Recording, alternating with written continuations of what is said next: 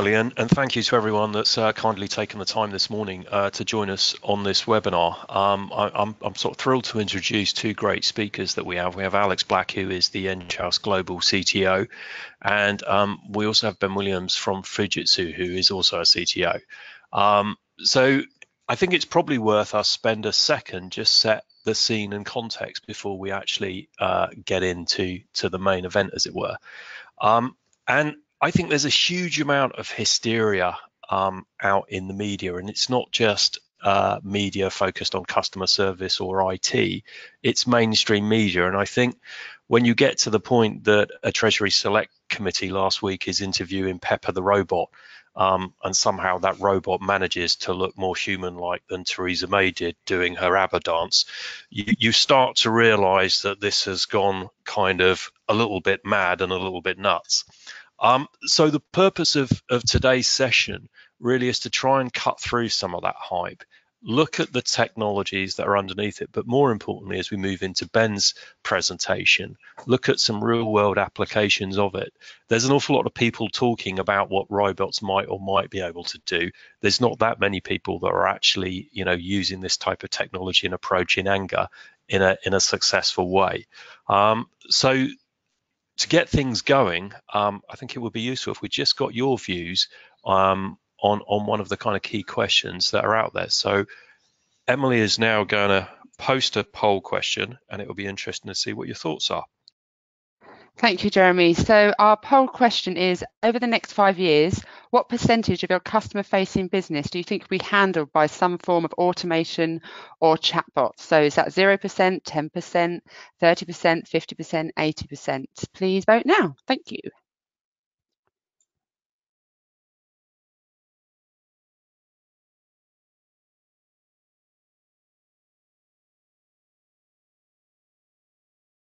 Just give that a couple more seconds.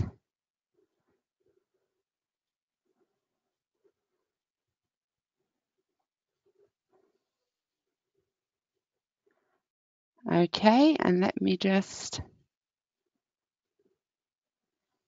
I'll just share the results of that. So we can see that actually most people are saying about 33% are saying that will be handled by some sort of automation or robots. Jeremy, any comments on? Well, I think it's one of those things that's interesting that there is no one size fits all answer to this. And I think, when you read media and news headlines, extreme views kind of catch people's attentions, and they sell newspapers and they sell media kind of airtime. The honest answer is nobody knows, and for certain businesses they're going to be highly automated, and for other businesses, they will use human service as part of their value proposition and differentiation. But I think what is true is if you look at your own life and look at the amount of self-service that you're now engaging. So if you think about the last time you stood in a queue to get an airline ticket that another human pressed print and printed out of a printer, it was probably a little while ago. So there is automation, creeping into all of our lives, and it's not necessarily a bad thing. Where it ends in terms of the level, who knows? Technology is advancing at an incredible pace. So I think none of us know, but I think that's probably a very good segue for us to move over and introduce Alex Black, because I know Alex covers this very question in the early part of his slides. So I'm now going to hand over to Alex, who is the Enghouse CTO. Thank you, Jeremy. Thank you, everyone, for joining us this morning. I hope you can understand my dulcet Scottish tones. As you can always expect from a Scotsman, I will tend to be possibly a little bit controversial at times, so I hope you'll forgive me that. Jeremy just talked about some of the things going on in the media, and we as an industry as well, we can tend to hype things a lot, and it's kind of part of the way we grew up.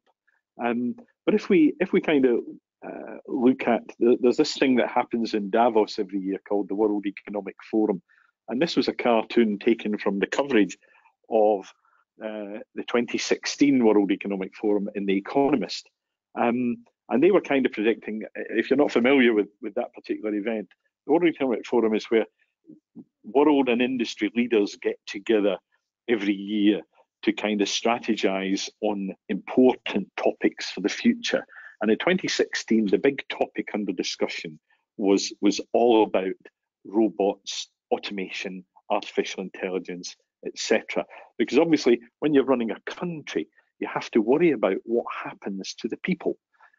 Because if robots come in and take over, how much tax do robots pay to run the country?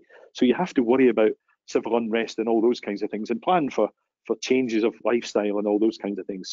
So they were starting to look at this in 2016. And one of the things that people tend to talk about a lot is, particularly if you translate, what's the impact going to be in the world of customer service? And a lot of people are kind of saying, we saw the poll, which was actually, I think, an interesting number. But there are some people out there talking about, 90 to 100% of contact center agents being replaced with robots. The personal thing I struggle with on that slide is how you're going to replace 100% of models with robots wandering up and down the aisle. But that's a different topic. One of the things that we're hearing is that some people think 85% of interactions or questions will be handled by virtual assistants or chatbots. And in fairness, in 2017, around 70% of the use cases in the whole world of AI were being discussed around customer service and call center. And I think we need to, I'll kind of give you some thoughts around that. And this is where I start to get possibly a little controversial. I think we need to keep, as Jeremy said, keep that in perspective. Because do you know something? A lot of what people are talking about today, some of you, maybe all of you, are already doing. Because in a lot of cases, we're only talking about advanced IVR applications. And it's interesting, we're a highly acquisitive company. When I go talk to people who make chatbots, and you kind of say, so what are you doing with artificial intelligence? It's actually very slim. Because a lot of what we're already doing today is using a lot of the technology around automation. So I think we need to just keep that in perspective. And also another thing that I'm very keen, and this is a personal interest that's kind of grown over the last few years. Technology has its place. And as a technologist, you'd expect me to say technology is really, really important. And it is. But one thing that we must keep in perspective is that people are hugely important in customer service too. Because we're all people, we buy from people. We don't always want to buy from robots, and we don't always want to interact with self-service systems in certain ways. And I think one of the things I would say, the level of empathy required in the role of the customer service agent will really determine whether that's a suitable role to be replaced by a robot or not. If you think about how we all are as human beings, if you think about when you get into difficult conversations and you're stuck in a loop with a robot, the difficult conversation becomes very hard and the customer moves on. Whereas human beings today, anyway, are certainly better able to handle conversations on the fly and be able to mitigate any issues there. However, having said that, and having maybe sounded a little bit down on artificial intelligence, there are a number of areas where this technology does have a role to play, and in some cases quite a significant role. Firstly, conversational interaction. That's where most people think AI is important today, around things like chatbots. AI-powered chatbots where they will hold conversations with people. And that's a big area where the technology can be used. Another area that can be looked at is intelligent agent selection. So if you happen to understand the profile of the caller, not just their previous interactions with you, but a bit about their profile, their psychometric profile, etc., then you can actually use that to match the agent to the caller. And actually, that's a really good way of deciding how best to serve the customer. Does this customer like self-service, or does this customer like human interaction? Actually, then who's the best agent to interact with that customer? So that's an interesting area of applying slightly deeper technology in the world of AI into that particular decision. And then there's a way you can look at improving both the customer and agent experience during a call. When the system can be listening to the interaction and can be popping up information to the agent to help the agent so that he or she is pre-armed with a whole load of information that can really serve and add value to the conversation. And actually that improves the agent's experience as well as improving the customer experience, because the customer gets information quicker and gets serviced better. And last but not least, contact centers and their surrounding applications generate huge amounts of interaction data. And artificial intelligence can, if used wisely, derive enormous business insight from that information. So there's 4 areas where I think that AI will definitely play. But I think there's definitely something else that we need to think about. Certainly the top 3 of those things we talked about. AI is the technology. It's the thing everyone's talking about. But if you remember the iceberg, you see the tip of the iceberg, but underneath's the bit you need to worry about. Your ship's not going to sink by hitting the tip of the iceberg. It's the bit you can't see underneath. And the bit, when it comes to a lot of AI in the contact center, the underpinning technology is actually knowledge management. And I would actually say that's one of the key fundamental things that we're missing here and that we need to think about. And I would say, before you even think about automating anything, think about that. Think about the knowledge you have in your organization.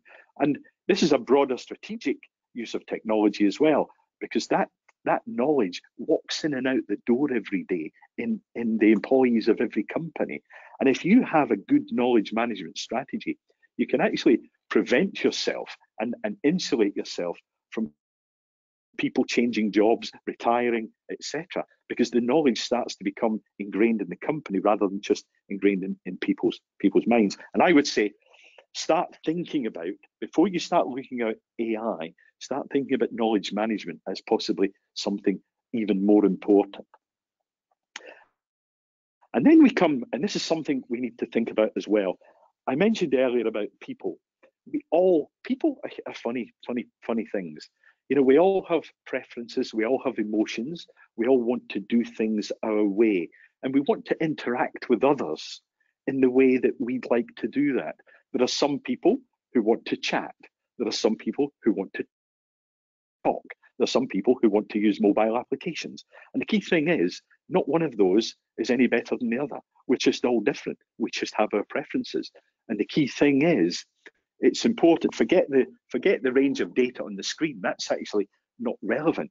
The key message is you need to understand the demographic that you're talking to, and you need to understand what's important to them. Right now, there's a lot of focus on the millennial population, and a lot of people are very, very worried about that and thinking about that and building solutions to handle that layer of the population. But actually, everyone's important. The people who are really important to you are those you are targeting as a business. And I would say you need to really understand the markets you serve and then decide how best to interact with them.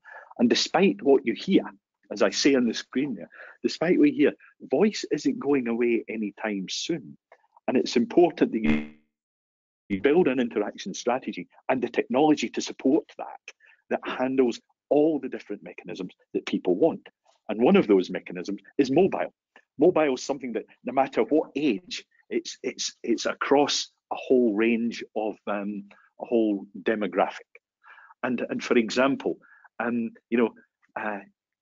you find lots of people in the age of 80 to 90 using mobile technology. You find people at the age of 5 and 6 using mobile technology. So it actually is a way of taking self-service, making it very modern, and doing some good things with it. But despite my wife's efforts, my wife hates IVR. Despite my wife's efforts, IVR is not dead, and it's not going away, because if you take mobile and combine it with IVR, you can do lots of interesting things. You can skin your IVR scripts. Instead of pressing 1, it comes up as an option on a mobile phone. You can send people SMS notifications to say, you've got a dentist appointment tomorrow. If you want to change it or you want to cancel it, press this. And you're starting to get real value out of self-service, because scarce resources, you want to make sure you can serve them and use them to the best use. And then chatbots are another way of working with mobiles. And those are all areas of technology that I think we need to think about. And also talking of mobile, social media is, many years ago, people talked about social media in the contact center. Probably 5 years ago, it was all the rage, but nobody implemented it. I think there were 3 or 4 major solutions implemented that use social media as an interaction type. And one of the reasons for that is that people didn't have the process, didn't understand the process that goes around that. But one thing I can say now is we're definitely seeing social media come to the fore again. We're starting to see it being applied in real, for real this time. And that's an area where potentially around AI technology that can actually have an impact to help use and integrate social media into the contact center. So I'd like to just finish by taking you through what I actually think is the most important thing around any of this stuff. It's all great. We can do great things with it. It's immensely powerful. But the key thing is how you harness it. And I think there's a 4-stage model that I certainly always look at around how to get best value from it. The first one is S, strategy. What is it you're trying to achieve? What business are you in? Who are your customers? How best should you interact with your customers? Before you talk about technology or decide to implement a chatbot or whatever, think about what is the business you're in and what you're trying to achieve. Then think about what are the processes that are really, really important to help you achieve those goals. What are the processes that are important to interact with the demographic that's key to your business? And then think about what resources do I need in place to be able to handle that? Because, there are some people who are excellent at talking, and there are some people who are excellent at writing, and they're not always the same person. Probably 15% of your organization in a contact center can handle multiple media types. It's not a big number. And it's the same with both the inbound and outbound interactions. You have a very small overlap of people who are good at both. And you have to pick the right people for the right job. And I actually, although I work in a technology company today, I started out in life as an aerodynamicist, an aeronautical engineer. And you may think, why has he not got pictures of a plane? Why has he got a boat on the screen? And that's because a huge interest in the America's Cup yacht racing, because it's even more technical than a plane. And I normally, when I do this presentation around the world, I normally have the relevant America's Cup boat from different countries. But this is the Team New Zealand. Sorry, Ben, I know it's New Zealand, and not always the best relations between Australia and New Zealand. But Team New Zealand won the last America's Cup. And they had a boat full of great people and full of great technology. And what is the most important one? Is it the technology or the people? I would actually say you've got to get, and it's really important, you get the right balance of both. And that's why they won. They had the right people matched with the right technology. They matched the agents with the technology to help provide the best customer service. And then last but not least, they organized that in the right way to deliver against the strategy. So S for strategy, work out what you're trying to do, get your processes right, make sure you've got your resources, both technical and human, to handle what you're trying to do, then organize them as best you can. Love to talk about that any other time, but right now, hand back to Jeremy to kind of look at the next poll. Well, thanks for that, Alex. And I guess what I was hearing there was really, if you strip out the word AI robot and kind of take away the mystique of that and start to look at it more as advanced automation, self-service automation, and then you start to look at it maybe a little bit like a jigsaw puzzle. What have I already got in my organization in terms of technology, whether it's IVR, visual IVR, stuff that's already kind of hanging around, and then start to think about, as you said, the strategy, the process, the resources and the rules, and then start to think about the technology. I mean, your role is obviously global, so you spend a lot of time flying around the world talking to different people. Do you see people making the mistake of rushing to the technology first without doing the SPRO process that you talked about? Yeah, one of the, I would say, the big mistakes that, and it's easy for me to comment because I'm not implementing this technology in real life every day, but I do have the privilege of seeing a lot of it being implemented, so I can look at it with kind of fresh eyes, if you like. But one of the things that you do see is that people go implement the technology without having thought about it, and they start off all excited, get some great results. What they don't realize is it needs to be kept updated continually. And actually, they've started out great, getting good results. And then after 2 or 3 months, customers stop using and interacting with chatbots because the information that's powering them, the knowledge under it, they didn't have a solid knowledge platform. So it goes out of date. You have to keep feeding it and watering it to keep going. And actually, I came across a friend of mine who's a consultant, and we were talking about this, and he said that the first question he asks anyone about when they say to him, I want to implement a chatbot, is, he said, have you got a job description for your chatbot? Because have you thought about what it's actually going to do and how you're going to develop it through its lifetime? And that's, I think, the mistake I see people make. Yeah, I mean, I think that sounds valid, isn't it? Because I think if you were just, any one of us went onto Google right now and said, sort of, find me an Italian restaurant near Reading, and you turned up to that restaurant tonight and found it had been closed down 3 months, your confidence in Google as a search platform the next day will have deteriorated enormously. So I think that's probably back to your knowledge management kind of piece. And I think one of the other things I read last week, an interesting conversation, and it was talking about IT project implementation. And this is probably a strange thing to say for a software company, but it was saying 68% of IT projects either failed to get delivered or they failed to deliver on the promise of what they were meant to do. And actually, when they stripped it back, it quite often wasn't that the actual software or the technology was the issue. It's back to your statement about, I think, the complicated thing that is called people. People are in that equation. And so I think that probably leads us nicely into our second poll, which is around the organization and cultural change. There's a lot of noise around the benefits to the organization of AI and chat and automation and using robots because they're quicker and cheaper and more reliable, don't turn up to work on a Monday morning with a hangover.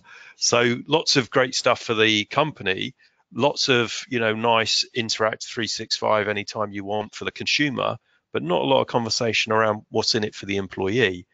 And I wonder whether this is sort of one of the big things that organizations are missing as they try and roll these projects out. So I'm now going to hand over to Emily, and she's going to segue into the next poll.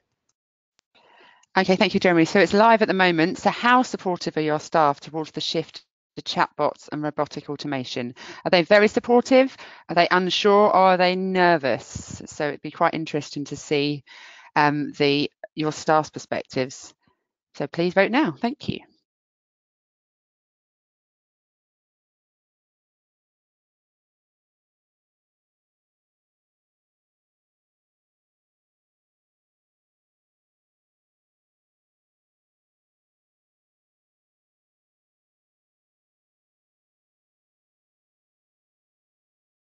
Okay, let me just close that and I will share the results. So we can see that there's a lot of confusion out there. So we're unsure what our staff are thinking in regards to chatbots and robotic automation. So Jeremy, Alex, do you have any comment on that?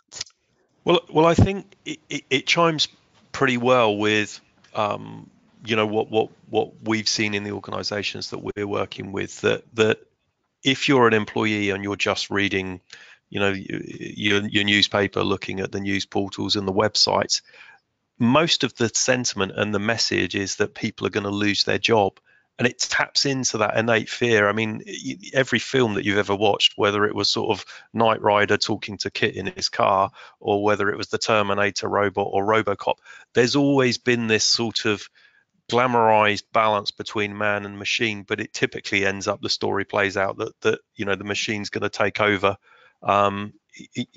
So it taps into, I think, an innate kind of primal fear that people have about their job and their security.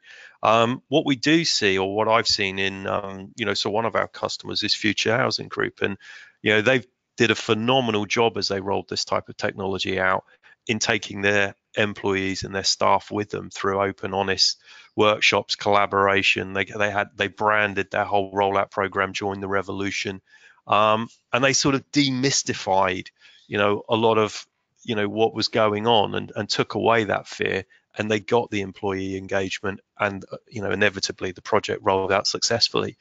So Alex, I don't know if there was anything else you wanted to comment or add on that.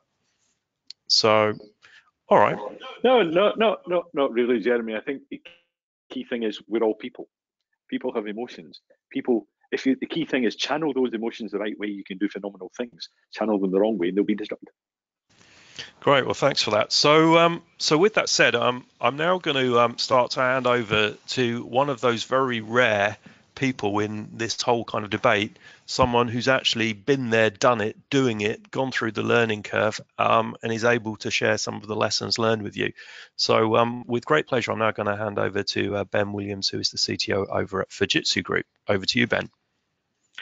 Thanks, Jeremy. So I thought I'd start, as Jeremy and Alex have both alluded to, it really depends on the understanding the context in which you're going to use a virtual agent. So to give you some background, I thought I'd talk briefly, very briefly, about Fujitsu and what we actually do, because what we aren't necessarily doing at the moment in my part of the business is B2C. We are very focused on B2B, business to business. And we're very focused on delivering digital transformation services and IT outsourcing. Fujitsu is a great big, and I tell you this primarily because Fujitsu is a great big corporation. So if I go back to Australia and tell people I work for Fujitsu, they think I'm in air conditioning. Whereas over here, we do a range of things from network devices right through to, as I say, IT outsourcing. So really what we're focusing on today is that IT outsourcing in our digital workplace services area for IT service desk. So if you skip through to the next slide. So we have an offering, and we'll talk about it in a minute, around we call Social Command Center. And what that offering is trying to address is a number of challenges that we understand exist within the market, particularly with our customers. So all of these challenges you probably heard before, so they're probably going to come as news to you. But what we're basically breaking it down into is two areas. One is the challenges that we understand the CXO, CIOs are having, and they are predominantly around how to make IT more of a business partner for their business. How do I improve productivity of my employees? We've equally got challenges around the changing nature of our workforce. So what we always hear are the same old things. People are becoming mobile. I can attest to this because I'm currently looking at the beach in Cornwall. So people are becoming more mobile and are wanting to access support and knowledge systems from a variety of places. Equally, businesses are having a great deal more trouble attracting the right staff. And part of that is staff are becoming more, employees are becoming more choosy about where they want to work. They want to work somewhere cool, somewhere that's actually embracing new technology that's not going to mean they're going to be frustrated with their job. So equally, that is also playing into the decision making of a CIO when they're starting to look at what does IT need to do to better support my business. Obviously, there's the inevitable reduce costs, and so how do I deliver IT but equally take cost out of the business, and that plays back to productivity. How do I get my employees focused on the job they're actually paid to do and less time worrying about where to get access to knowledge, where to get support for IT, etc., etc. The other point, which I'll play into the next slide, is we talk about in our business something called the watermelon effect. Now, in IT outsourcing, what you'll quite often do is go in and you'll sign up a set of service levels that the CIO will agree to, and we will too. So we'll say, we'll deliver you this service, and these will be the key performance indicators under which I will deliver that service. Now that's great, and quite often we can prove that we're going to meet those KPIs, but in the background, what we quite often see is that the users are not happy, and we talk about it being green on the outside, the service levels are all met, and red on the inside because actually people don't like the user experience that they're getting. So this is another challenge that we're trying to address as part of our offering and the solution that underpins that offering. So on this next slide, really comes back then to the user. Sorry, you can skip back one. It comes back to the user and the challenges we perceive, or the demands we perceive that the users are now expecting. And what we're talking about here is really the gulf that we're now seeing between what we as consumers expect from the market. And we talked briefly about Google and Amazon was a typical example, what you expect from that service when you interact with Amazon, versus what sort of service you get when you're at work. So there's this gulf between the consumer market and what we get in the enterprise. Equally, I've sort of said we have far more demand from an end user about choice about how they're going to work, how they're going to interact. Typically, people want to use multiple devices now. They don't necessarily want to be on the same old corporately supplied device. They may want to be working on their tablet or their phone, etc. So they want choice in the way they're interacting. And as I said before, I'm looking at the beach in Cornwall. I want to be able to do this anywhere. I don't actually need to be plugged into my office. Why would I? So on the next slide, we just briefly, and I'll get back to the exam question around virtual agents, because really that is a key part of the underpinning solution of what we call social command center. But what we're trying to do is a shift from what we call traditional service desks, which were very much focused on telephones and portals, which, self-service is not a new thing, as Alex has been saying. A lot of these things aren't new, but we're trying to enrich that whole experience as part of a broader service desk service that we can deliver customers. And as I say, AI and virtual agents become a key part of that overall solution, but we don't lose a lot of the other reliance we've had on voice, etc. in the past. We keep that, and because it becomes part of the choice that the user then has.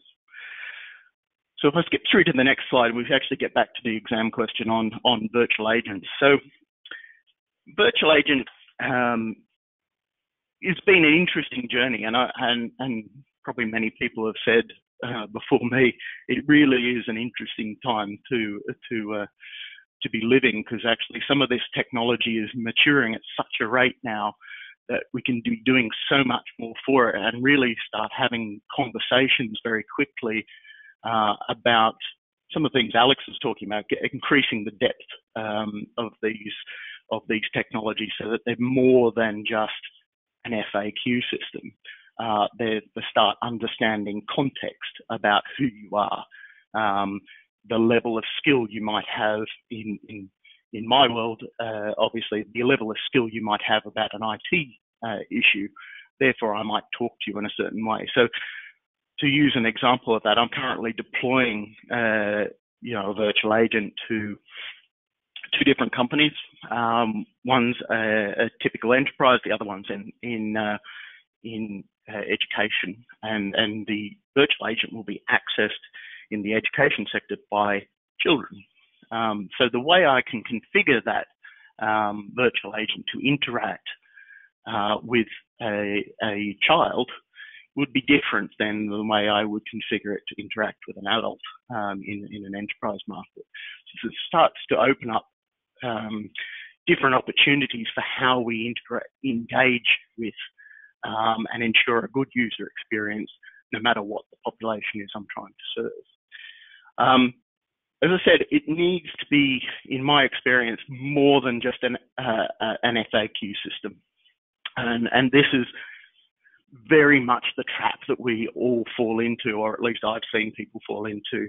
So, it's the easiest thing to do. People have, and organizations have invested huge amounts of time and money building up knowledge repositories. And actually what we find is that we go into an organization and you'll have some knowledge on the portal, and you'll have some knowledge, in some other knowledge base. You have knowledge sources all over the place. Part of the challenge is, how do we bring all that together? How do we surface that knowledge and give people access to it? So, but it needs to be more than an FAQ system. But part of that's good. Part of it I can surface in a virtual agent. But equally, I want the virtual agent to do things for me. So if I'm one of the most frustrating things for me has been, something as simple as booking travel. Because I have to book my accommodation, I've got to book my flight, and et cetera, and actually, why can't the virtual agent do that for me? A few key questions from me about what is it I'm trying to do, and the virtual agent can go and integrate with those systems and just go and book it for me, give me the answer. Something as simple as book me a meeting room, who's attending, what's the size of the meeting room, what facilities do I need in that meeting room? Do I need a projector, et cetera? It can find me that meeting room and just give me the answer. It can even integrate with I know Microsoft has done this before, but I'll pinch it. It can integrate with your Exchange server and actually book the meeting invite for you and all your participants, because now you've got a meeting room booked. So there's a lot more that we can be doing with virtual agents than just FAQ. Otherwise, the risk is it becomes a glorified knowledge base or knowledge search. And we've had knowledge search forever, or for a long time. So there's not really anything differentiating about that. So I think, as Alex was saying, really understanding what processes have you got, what bugbears, where am I going to get the benefit, and then look at how do I codify that knowledge, but more than that, how do I actually get this virtual agent to go off and do things for me? Content is key, and I know there's been a bit said about is the virtual agent, is this AI technology going to come and steal people's jobs? And look, there will be a change in the way people, or the types of jobs people do. What we're experiencing is a far greater dependence on content managers.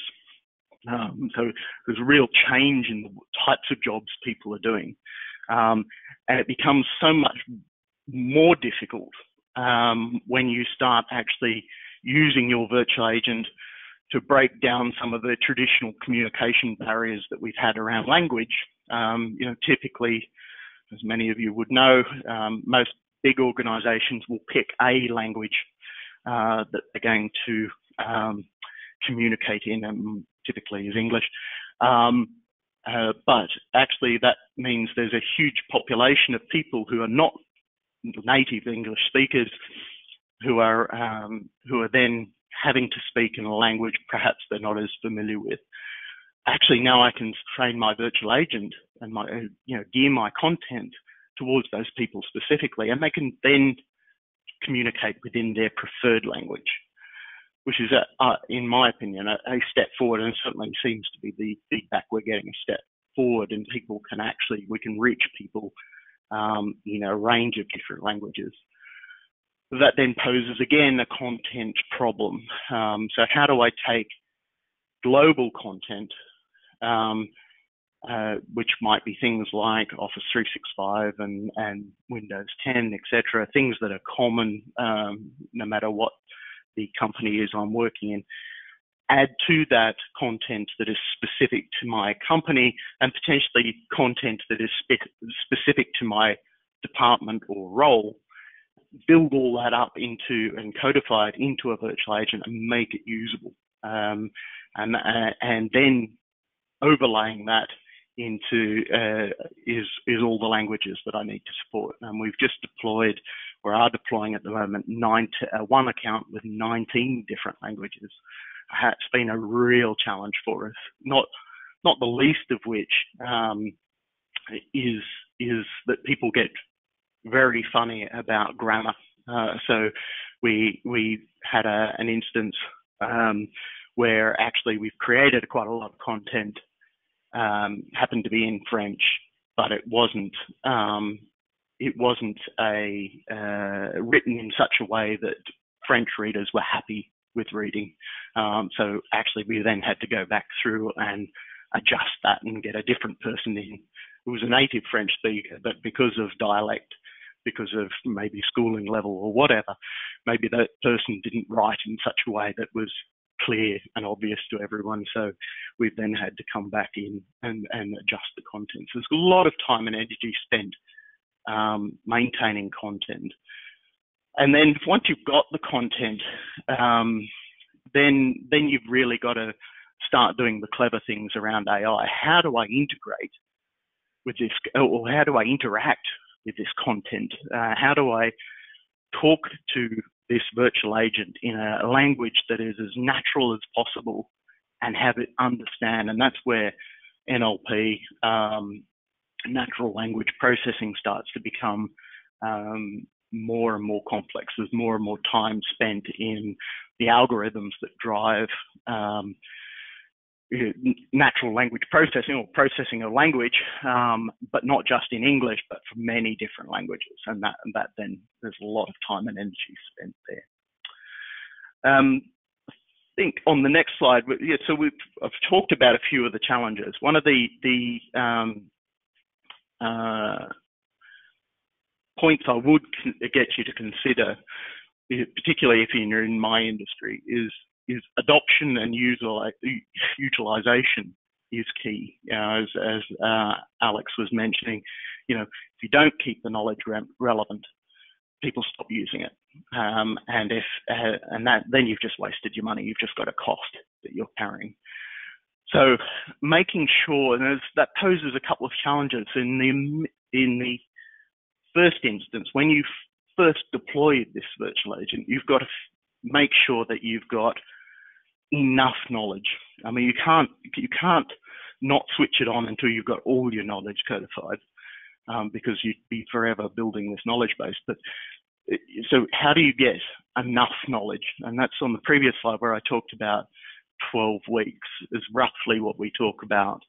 Say if we actively went into a deployment, we looked at all the knowledge sources we've got in the organization, or that we can get our hands on, looked at the really important ones and codified that knowledge, trained the virtual agent in that knowledge. Would that give us enough where the first time someone goes and interacts with this virtual agent, they go, oh, it knows nothing, I'm not going to use it anymore. So really, how do I communicate? How do I train it? And then how do I communicate the fact that this technology is going to continue to learn? Because that's equally important. As we communicate with our virtual agent and it fails to answer a question, that's really key information for us. We then take that, feed it back into our systems and try and generate the most appropriate response. So the next time the person asks or someone else asks that same question, I can get a response. catering to your user bases, I'm jumping around on this slide, but the is also key.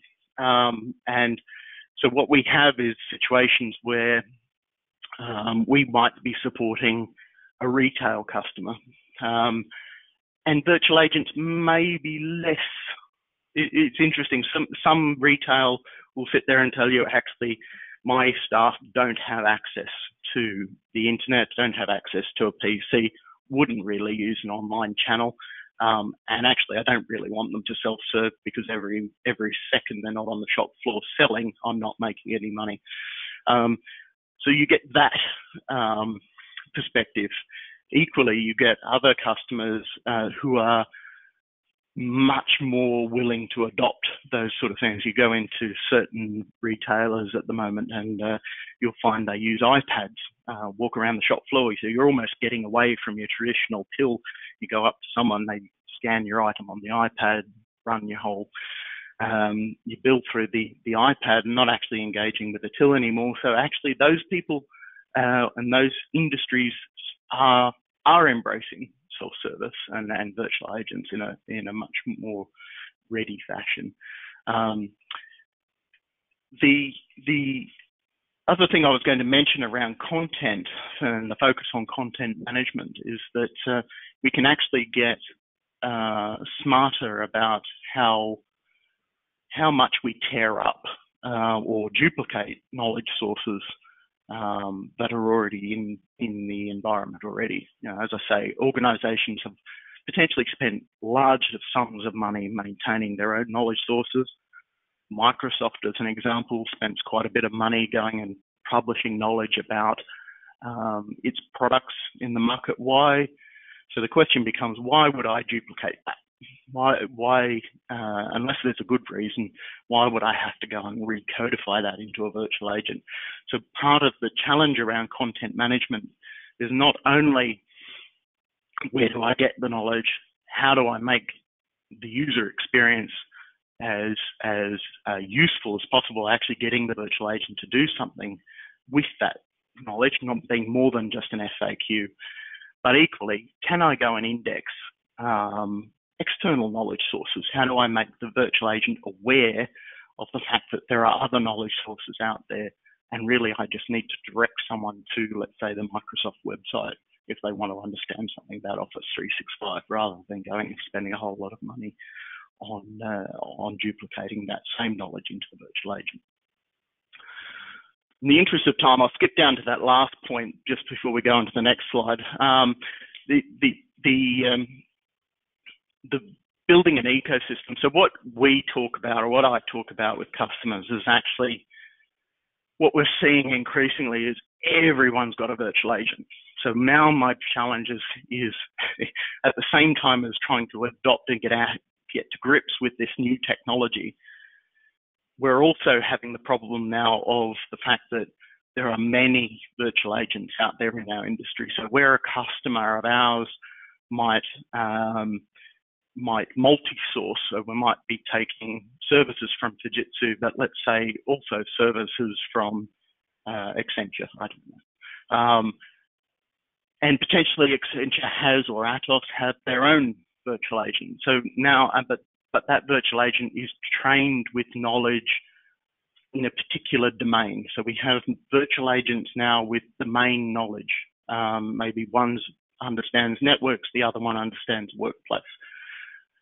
But inevitably, you're going to have a requirement that says, actually, from a user point of view, I only want to interact with one. I don't want to have to make a decision, which virtual agent do I go and talk to? So now I've got an ecosystem where I have to understand how to interact, a bit like we do with humans.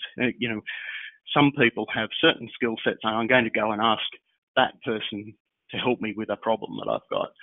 Actually, now what I'm saying is I'm going to talk to my one virtual agent, and that virtual agent is going to have to understand how to go and ask another virtual agent for help with a particular issue or for some knowledge.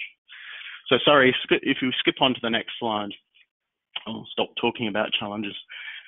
Really what this slide is trying to say is that we're on an evolution, and I think we've got quite a way to go as an industry. Where we have come from with within Fujitsu is very much focused on selecting a virtual agent that was going to deliver the optimal customer experience, the right answer at the right time, rather than, we've all heard some of the challenges that AI is having and machine learning is having in the market around applying algorithms and getting a machine to make a guess at what the answer is. So we're there, we have the ability, and we do integrate with machine learning, but we equally have virtual agents who are who are curated and able to give a definitive answer. So that's where we're in this sliding scale. I'm saying we're beyond reactive and proactive.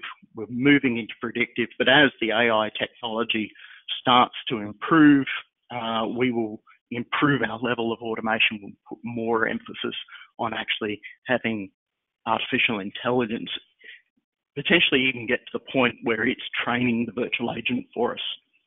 We have very small lab sort of experiments where we've actually tried that. There's considerable expense in actually feeding enough knowledge into a machine learning platform to actually get it to do that. As you see, the only other thing I'd talk about quickly on this slide is that we still have a movement from people interacting with traditional service desk channels. We're continuing to maintain those channels, but increase self-service as we go into proactive, predictive. We're now doing a lot more with the virtual agent.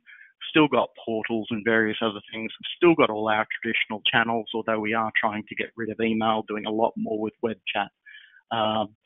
And then potentially in the future, we're already starting to hear noise about a zero-touch service desk and demands for zero-touch service desk. And, can we do everything online? And again, will very much depend on the industry we're trying to serve. So the last slide, I think, is the last slide. Oh no, 2 more slides. So this is a real-world example, just briefly. This is a UK government customer. We've had the virtual agent in there running for about 2 years. So there's been quite a lot of effort to mature the knowledge base in that virtual agent. And really what we're seeing at the moment is quite a good adoption of that virtual agent. This is a very proactive, forward-thinking customer and has the type of culture that people actually want to go and embrace these new technologies. So what we're seeing is actually we've had a lot more traffic through the virtual agent as of January when this was taken. So there's been a reduction into the calls coming through to the service desk, more going through the virtual agent.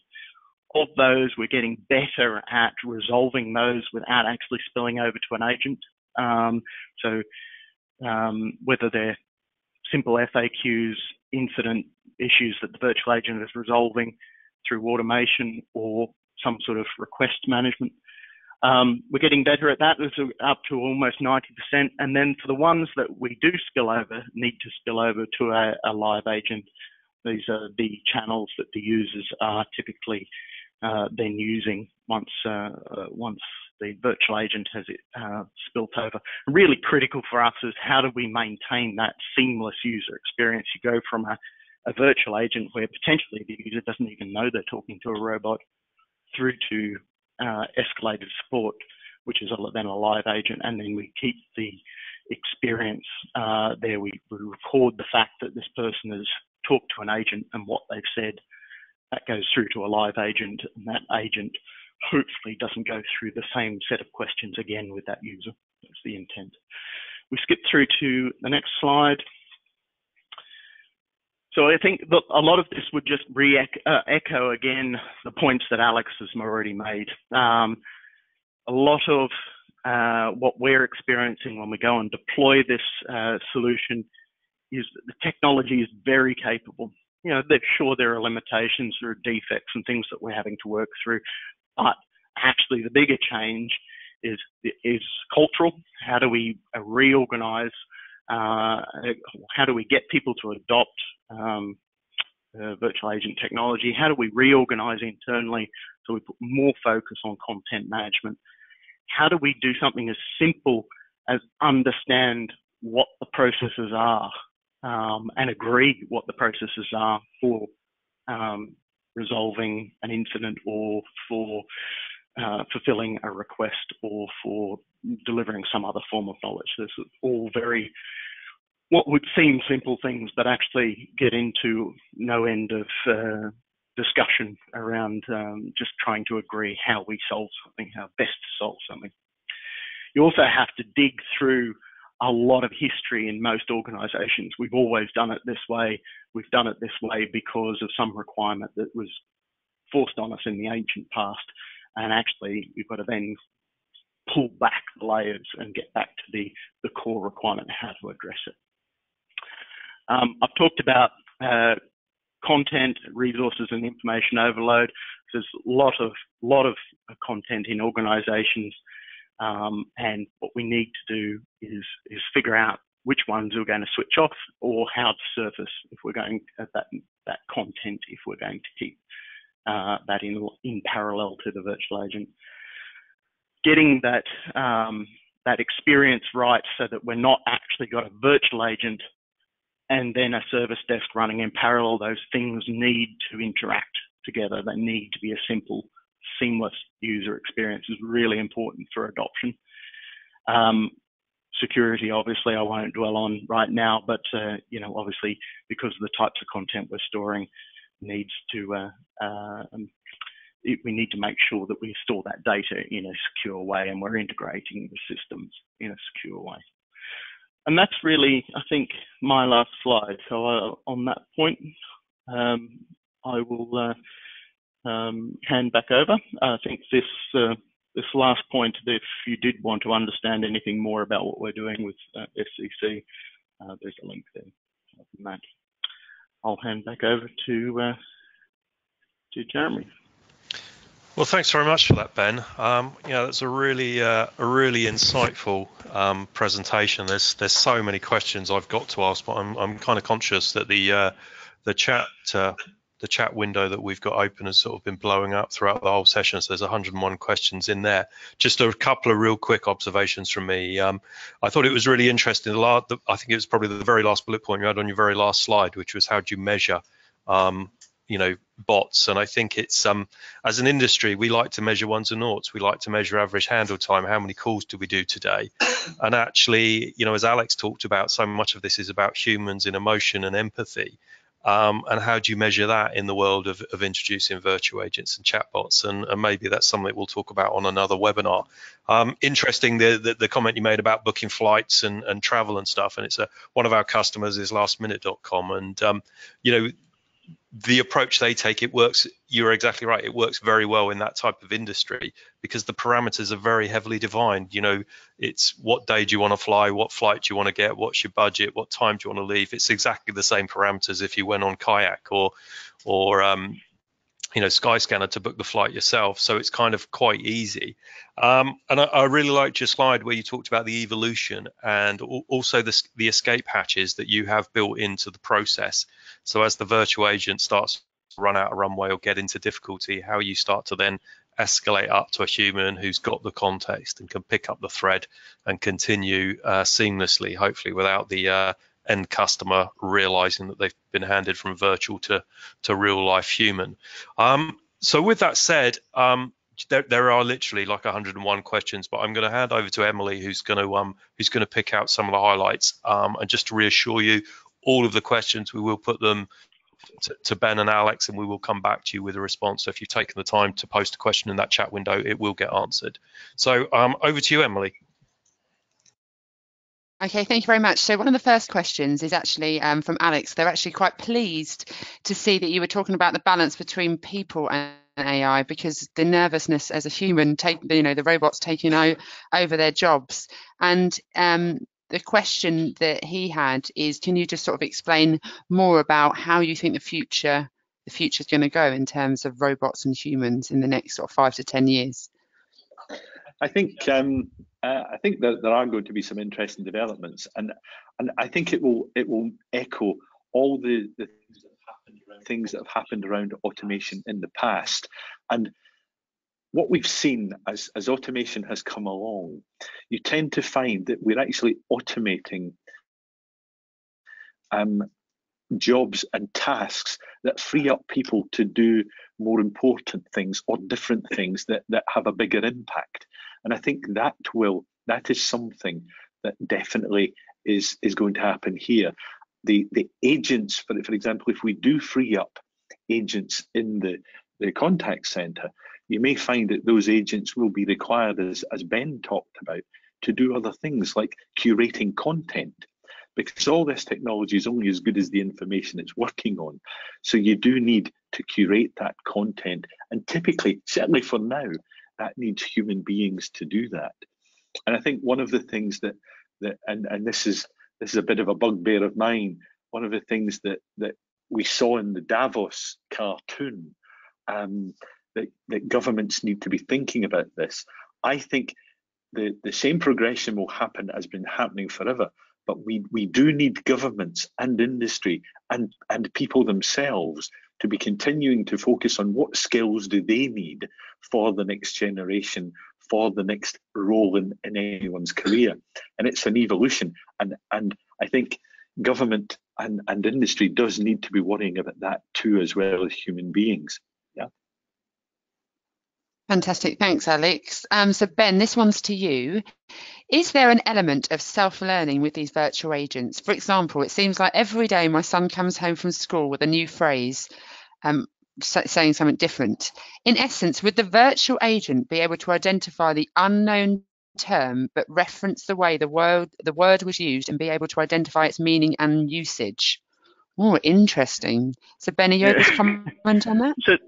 So the word without some form of machine learning would probably need to be defined for the virtual agent, certainly in the context that I'm talking about right now. But the context in which the word was used may actually be sufficient that we could still answer the question, and that's it. So unless the son is coming home and typing everything in text speak, and we haven't trained the virtual agent in that way to understand text speak, then it's probably going to fail. But certainly the context, if it's the odd word, we can ask the question in a number of different ways, but the context of that question still could be understood. And then over time, we would probably improve the dictionary or knowledge base of the virtual agent to understand slang terms, acronyms, those sort of things. Fantastic, thanks, Ben. I think that it's quite as the world is changing with all these new words coming in and all self-learning, it's quite an interesting topic. One of the last questions, we do have quite a few more, but I'm just conscious of the time, is actually around right back at the beginning. We were talking about different channels, and web chat wasn't really mentioned as very high. One of the questions is, how can we leverage and turn that around with web chat into the chatbot and AI technologies? So using sort of web chat and making sure that we can drive that to our customers to use. Yeah, I probably should apologise. I don't use that particular slide. I haven't kept updated. It's probably a bit outdated now. Web chat is I just use it for the effect. And web chat is growing very heavily. And actually, web chat is very, if you think about it, it's pretty much text driven. It ties in very well with the concept of the virtual agent or the chatbot. It ties in very well with that. Coming in, doesn't matter how the chat's coming in, be it pure web chat or coming in over social media or SMS, doesn't really matter. That can be filtered, it can be understood, and then the virtual agent can actually then go and handle that.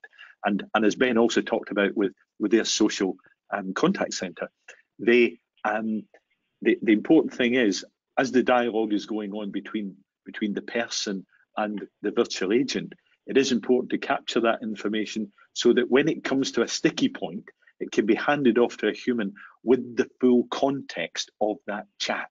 That's really important. I think, Ben, you've probably got some insights that can add further to that. Yeah, no, absolutely. So we use heavily the in-house web chat features no doubt while I'm talking to you today. But so we have a solution called integrated chat, which is effectively that blending between the virtual agent with the web chat. So so initially it's the same window. We're not handing off the user at any point to say, actually, the virtual agent can't help you now, kick off a web chat. Same UI. The user goes through and talks to the virtual agent, and at some point may be escalated to a web chat if the virtual agent is unable to answer the question. But that's absolutely key for us, because otherwise you end up with an experience that's not quite is not quite as seamless.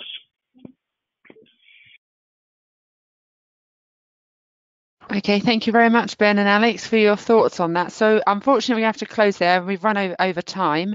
Of course, this has been recorded. All of the slides will be available afterwards, and we also have resources that will be sent to you. We've got a white paper, an infographic, and a video coming shortly that goes through Enghouse's approach to chatbots and AI and how we approach that with our technology. So with that, I'd like to say thank you to Ben. Thank you very much for joining us today, to Alex and to Jeremy for hosting, and we hope you have a great day. Thank you very much. Bye-bye.